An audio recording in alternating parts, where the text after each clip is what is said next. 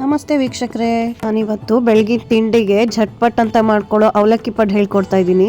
ಈ ರೆಸಿಪಿ ಮಾಡಕ್ಕೆ ಅಕ್ಕಿ ಬೇಡ, ಉದ್ದಿನ ಬೇಳೆ ಬೇಡ, ಹಿಟ್ಟು ಹುದ್ಗೋದು ಬೇಡ, ಸೋಡಾನು ಬೇಡ. ಬನ್ನಿ ಹೇಗ್ ಮಾಡೋದು ಅಂತ ನೋಡ್ಕೊಂಬರೋಣ. ಮೊದಲಿಗೆ 2 ಕಪ್ ಮೀಡಿಯಂ ಅವಲಕ್ಕಿನ 2 ರಿಂದ 3 ಸತಿ ಒಂದು ಜಾಲರಿಲಿ ಹಾಕೊಂಡು ಚೆನ್ನಾಗಿ ತೊಳ್ಕೊಂಡು ಅದನ್ನ ನೆನೆಯಕ್ ಬಿಡ್ಬೇಕು 5 ನಿಮಿಷ. ಇನ್ನೊಂದು ಬೇರೆ ಬೌಲಲ್ಲಿ 1 ಕಪ್ ಮೀಡಿಯಂ ರವೆ ಅಥವಾ ಉಪ್ಪಿಟ್ಟು ರವೆ ಅಂತಾರಲ್ಲ ಅದನ್ನ ತಗೊಂಡು ಅದಕ್ಕೆ 1 ಕಪ್ ಹುಳಿ ಮೊಸರು ಹಾಕಿ ಚೆನ್ನಾಗಿ ಕಲಸಿ 5 ನಿಮಿಷ ಮುಚ್ಚಳ ಮುಚ್ಚಿ ನೆನೆಯಕ್ ಬಿಡಬೇಕು. 5 ನಿಮಿಷ ಆದಮೇಲೆ ನೆಂದಿರೋ ರವೆಗೆ ನೆಂದಿರೋ ಅವಲಕ್ಕಿನ ಹಾಕಿ ಹಾಗೆ 1 ಕಪ್ ನೀರು ಹಾಕಿ ಚೆನ್ನಾಗಿ ಕಲಿಸ್ಕೋಬೇಕು.